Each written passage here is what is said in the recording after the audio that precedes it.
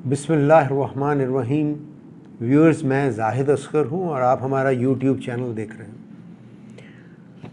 पिछले कुछ दिनों से आप देख रहे होंगे मीडिया में, सोशल मीडिया में एक कोशिश की जा रही है मखसूस हलकों की जानिब से कि वो पाकिस्तान की जुडिशरी और आर्मी की तज़हीक करें। मैं यहाँ रेफ़र कर रहा हूँ आसमा जहांगीर कॉन्फ्रेंस की। ये समझ में नहीं आता कि ये कॉन्फ्रेंस क्यों की गई, इसका ऑब्जेक्टिव क्या था, इसको फ़ंड किसने किया।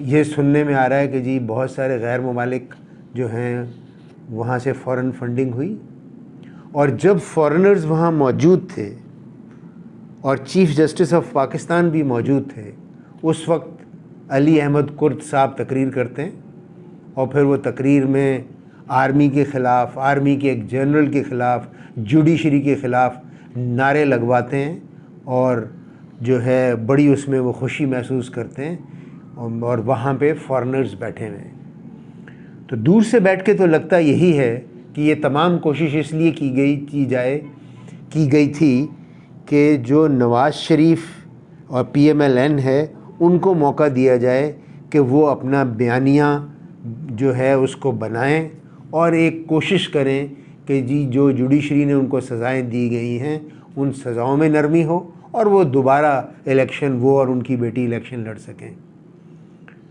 जनाब, हम ये समझते हैं कि जुडिशरी में इम्प्रूवमेंट की ज़रूरत है, और जैसे उन तकारीर में कहा गया कि जुडिशरी का नंबर आता है 124 में या 126वें नंबर पे, जो एक रिपोर्ट के मुताबिक, ठीक है, जुडिशरी को इम्प्रूवमेंट की ज़रूरत है। ये जुडिशरी हमारी है और मैं इन तमाम लोगों से जिसमें अली अहमद कुर्द साहब शामिल हैं, दूसरे वकला शामिल हैं, गवर्नमेंट शामिल है, हमारी पूरी पार्लियामेंट शामिल है, अपोजिशन शामिल है, मैं उनसे पूछना चाहता हूँ कि ये कोई नई बात तो नहीं है, ये तो बहुत पुरानी बात है ना कि जुडिशरी जैसी भी है।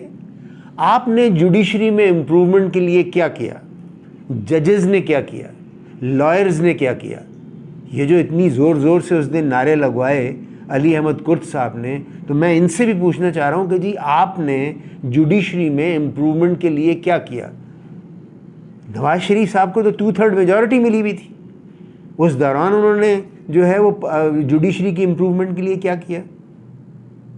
तो हम समझते हैं कि yes, there is a need for improvement in judiciary, लेकिन ये सबको मिल के करना होगा, जिसमें पार्लियामेंट है, गवर्नमेंट है, अपोजिशन है, लॉयर्स हैं, जजेस हैं, कि आप वो इक़दामात उठाएं कि जिसकी बिना पे आप कहें कि जी हम अपनी जुडिशरी को ठीक करेंगे, फॉल्स केसेस ना हों, झूठी गवाहियाँ ना हों, वक्त पे केसेस चलें, और जहाँ जहाँ आपको जो है कॉन्स्टिट्यूशन में इम्प्रूवमेंट की ज़रूरत है तो वो कॉन्स्टिट्यूशनल अमेंडमेंट्स आई जाएं।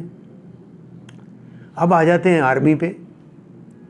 लगता ये है कि जिस आदमी का दिल करता है वो खड़े होके और जर्नल्स के और आर्मी के ख़िलाफ़ बात करनी शुरू कर देता है, चूँकि वो आके टीवी पे उसका जो है वो काउंटर नहीं करते।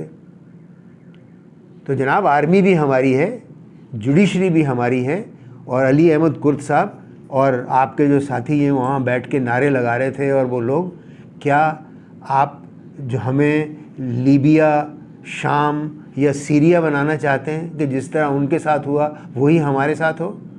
आप ख़ुद इंक्लूडिंग जो है पार्लियामेंटेरियंस और गवर्नमेंट के लोग और जो अपोजिशन के लोग, जब आप बाहर जाते हैं तो आपके साथ सिक्योरिटी का एक पूरा काफ़िला होता है जो आपकी सिक्योरिटी के लिए मौजूद है, और जो हम जैसे लोगों के लिए, पाकिस्तानियों के लिए सिक्योरिटी प्रोवाइड कर रही है पाकिस्तान की आर्मी या ISI, आप उनको खड़े होकर बड़े शौक़ से गालियाँ देते हैं, उनको बुरा भला कहते हैं, उनकी तज़हीक करते हैं। जनाब, ये नहीं चलेगा। आम आदमी, हमारे जैसे सबको खड़ा होना पड़ेगा। हम अपनी जुडिशरी के साथ भी खड़े हैं, तमाम इदारों के साथ खड़े हैं, अपनी आर्मी के साथ खड़े हैं। हाँ, जहाँ जहाँ इम्प्रूवमेंट की गुंजाइश है वहाँ हमें सब मिल के काम करना होगा। ये नहीं है कि फॉरेनर्स के सामने आप बैठ के नारे लगवाएं अपनी आर्मी के ख़िलाफ़ या जुडिशरी के ख़िलाफ़। सिमिलरली मैं दोस्तों से ये भी पूछना चाहता हूँ कि लॉयर्स बड़ा ही इज़्ज़त वाला शोबा है, लेकिन जो अभी लेटली जो लॉयर्स का रोल रहा है, उसके लिए अली कुर्द साहब आपने क्या किया या बाकी लॉयर्स ने क्या किया जो आपके साथ वहाँ उस कॉन्फ्रेंस में मौजूद थे? लॉयर्स का क्या कोई कोड ऑफ कंडक्ट है जिस पे वो काम करेंगे? क्या कोई ऐसी बॉडी है कि अगर लॉयर्स उसकी खिलाफ वर्जी करें तो वहाँ पे उनको चैलेंज किया जाए? वो कौन सी वैल्यूज़ हैं जिस पे वो काम करते हैं? ये लॉयर्स ही हैं जिनकी वजह से केस में डेट पे डेट लग पड़ती है और एक आम आदमी को उसका जो ड्यू इंसाफ है वो नहीं मिल पाता। तो ये बहुत ज़रूरी है कि लॉयर्स जो हैं वो भी ये देखें कि उनके अपने रवैये क्या हैं, उनके अपने बिहेवियर क्या हैं। रोज़ाना तो वो मार कुटाई में अब शुरू हो गए। जब से जस्टिस इफ्तिखार साहब की मुहिम चली उसके बाद से गुंडाइज़म बहुत ज़्यादा बढ़ गया है। काले कोट जहाँ दिल करते हैं वहाँ पे बदमाशी शुरू कर देते हैं, चाहे वो इस्लामाबाद का हाई कोर्ट हो या कल कराची में मलीर में उन्होंने एक औरत की बड़ी पिटाई की, शर्म भी नहीं आई उनको।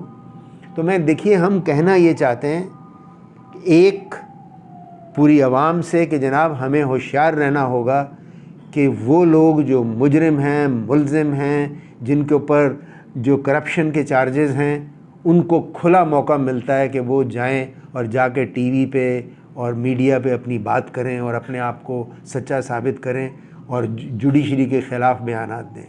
अब तो लेटली ये भी हुआ है जुडिशरी में कि जनाब ये लगता है पॉलिटिकल कुव्वतों ने और नवाज़ शरीफ गवर्नमेंट ने उन्होंने ये कोशिश की है कि जी ऑडियो कैसेट्स भी ले आएँ, वीडियो कैसेट्स भी ले आएँ, एफिडेविट्स भी ले आएँ।